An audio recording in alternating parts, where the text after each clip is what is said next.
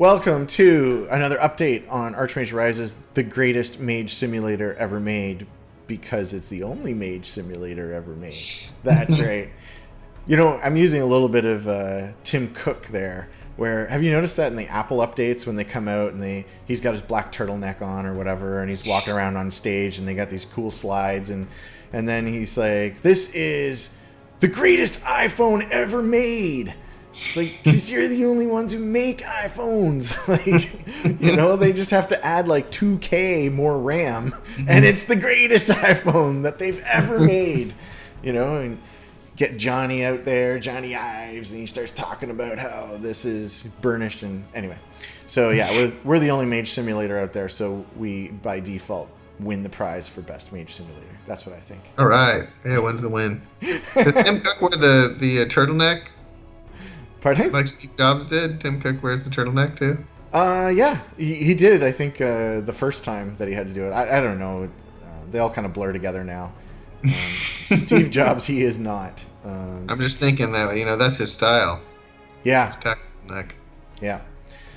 So we are going to do a quick update here, although we just blew a minute just talking about that.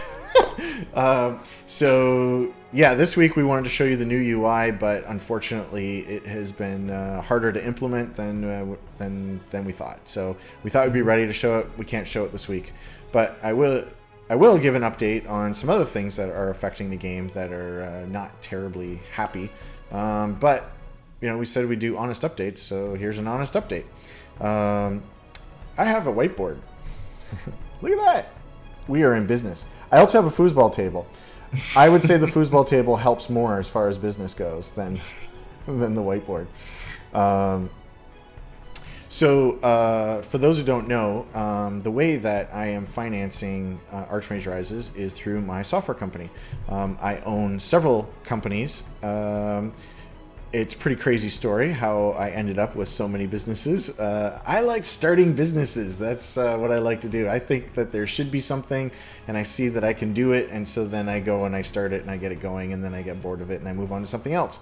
So I own a grocery store, and I own a fashion discount store, and I own a software company, and also a game studio, which is trying to make this game, Archmage Rises. So try to get my camera a little better. There we go.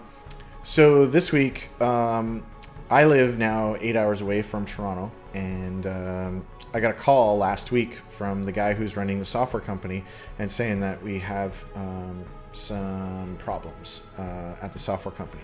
And that's a problem for all of us because that is how I am currently financing the game. That's why we don't need to do Kickstarter, or I don't need to do a certain number of pre-orders. Although, just on that note, pre-orders are up as of March. I'm going to say it's because of our awesome video updates. That's where I'm going to land on that one. Hey, Nick? It's your new haircut. Your hair has been improving. That's true. It's also been receding. There's less and less of it over the years. So I got a call from the president of the company saying that there's some problems and he needs to come up and talk with me about them.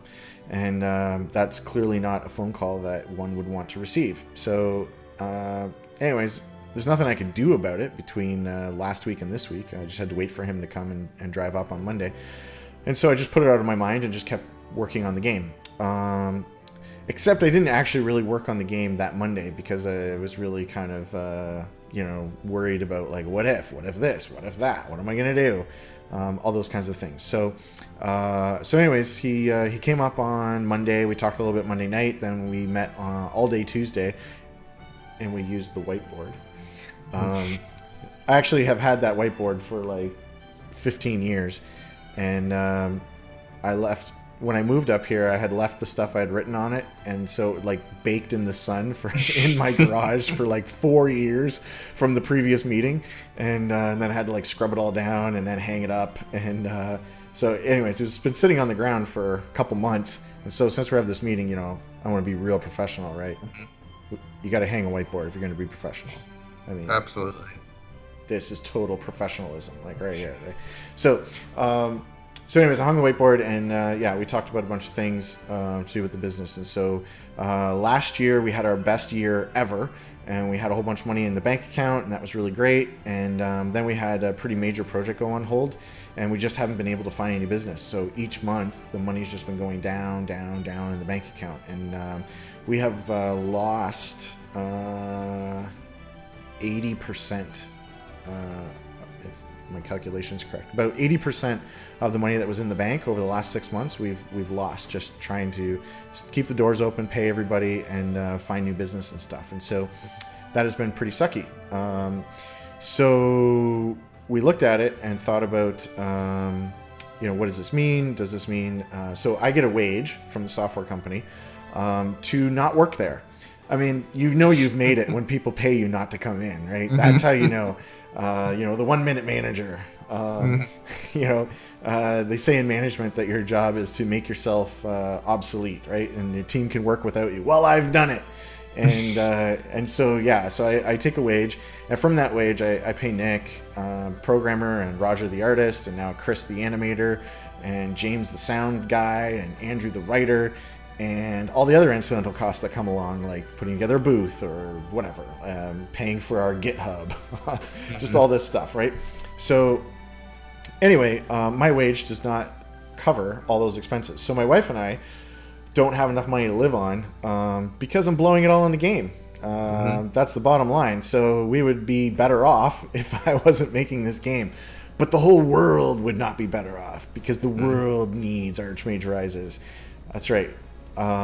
So I really believe in the project, and that's why I continue to work on it for free, and to do what we can about living off savings and investments and stuff in order to keep the whole thing rolling. So we had our meeting about it, and one of the good things was just in the past week, like we've been really praying about this situation, and I asked a bunch of people to pray for me and such. And just in this past week, we closed a new small client, and so that really helped, and then a couple other things, some good phone calls, some good meetings with some people. Just in the last week, the winds seemed to really change, and so that was really encouraging. So when he came up here finally, it wasn't quite as bad as it was when he first called me, because it was getting a little bit better. So we will see over the next couple of months what happens. So basically, we kind of run out of money. If nothing changes, then we run out of money in July-ish. And so that would really suck, because I started that company over 12 years ago, and I really care about it and the people that work there and all that. Although the headcount's gone from 15 down to 4 over the last 8 months because the big project went on hold and stuff. And that project's supposed to start up in the fall, but we don't know if it really will.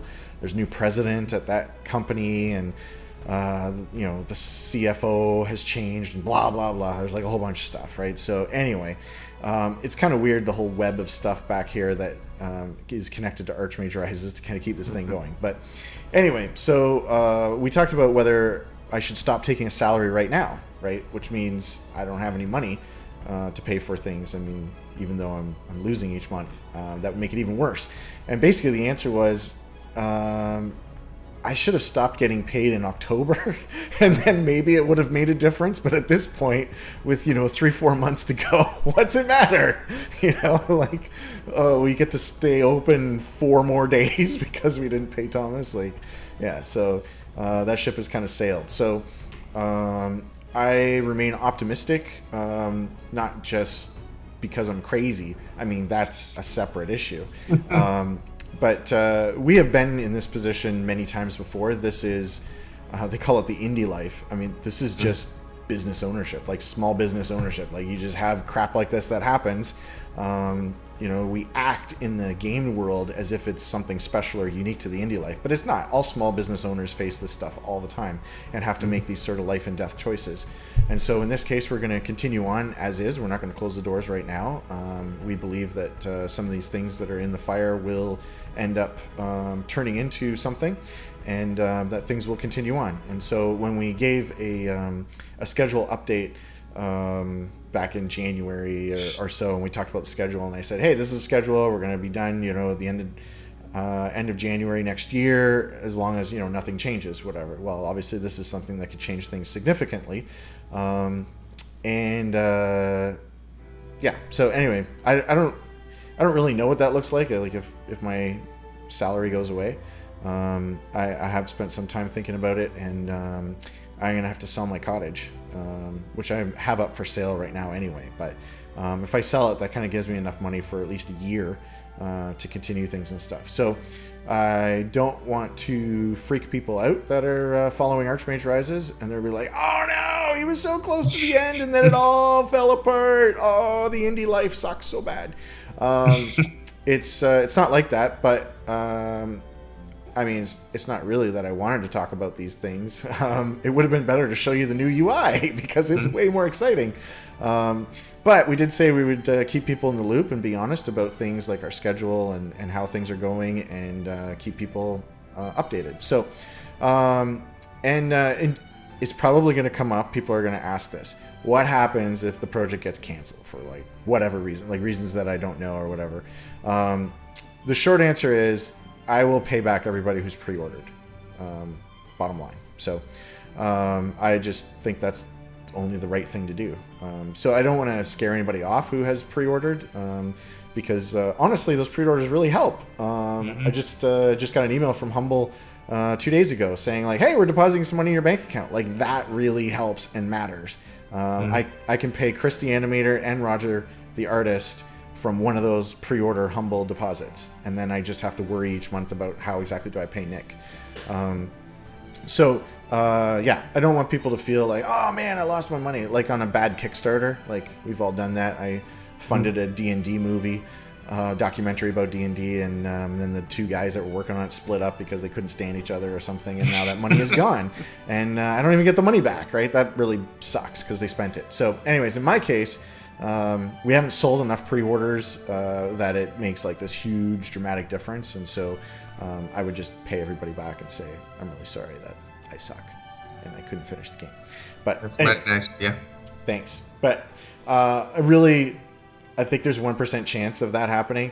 Like I said, I can sell my cottage and get the money and blow it on the game, as every good husband and father should. It is still amazing that my wife totally believes in this game. Not that she watches these updates, because I mean that, I guess, I don't know, maybe that would throw her off.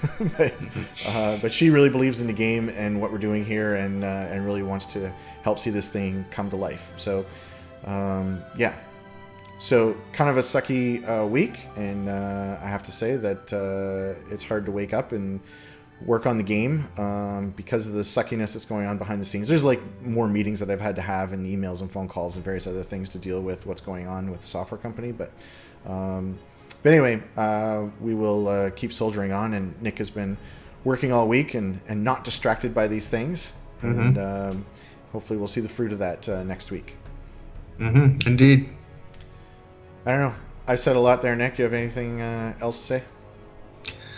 Not really. The UI is looking cool. It's not perfect, which is why Thomas doesn't want you to see it, but it does look cool. It'll just look a little bit cooler next week. So I think he'll think it's great. It seems to work a lot better. Information is a lot better. I don't know. Seems like a real good move. So I'm excited to show it to you soon. Yeah, the new UI is totally needed, right? Like we've been just patching things on to the existing UI along the way, and yeah, I mean, that's what happens when you're working on a game, and you kind of figure things out. And like the usual game development is you don't announce your game until the very end. Oh, look, Windows wants to restart right in the middle of our conversation. That's great. Oh, Windows, yeah. Bad Windows. Bad Windows. Okay, there we go. Yeah, they'll be, probably the UI will change 20 times throughout the course of a project. I mean, I don't know. I didn't work in a AAA studio, but that's my understanding of it, right? So it changes all these times, but because they're not showing anything, like it never comes up, right? But here we are, like with a pre-alpha, people can download and play that have pre-ordered, and showing screenshots and trailers and stuff. And yeah, the UI is going to change. So once we get the UI in, we get the rest of these monsters animated, we're going to make a new trailer that is better, more reflective of the quality of the game. And when we were talking to the publisher back summer of last year, they kept asking like, what level of quality are you going to build this thing to? And maybe they were a little misled by what they were seeing in terms of screenshots and stuff. They're like, this isn't as good as we were hoping. And maybe due to translation, because we were working in English and they work in another language, maybe they were, I don't know, worried about that. But I always intended to make it look quite good. It just wasn't focused on that initially. That's the difficult part of being an indie, is you have to make these game time decisions as to what do we focus on? Do we focus on the UI right now, or do we focus on the functionality and various other things? And then you get stuck in these marketing things where, some YouTuber wants to show the game, or some website wants to do a little preview of it and they want some screenshots. And it's like, crap, we should have spent more time on the UI. But yeah, anyway. So that's where we're at, and next week will be a much more exciting and interesting update. Mm-hmm. Okay, that's it. All right. Bye. Bye.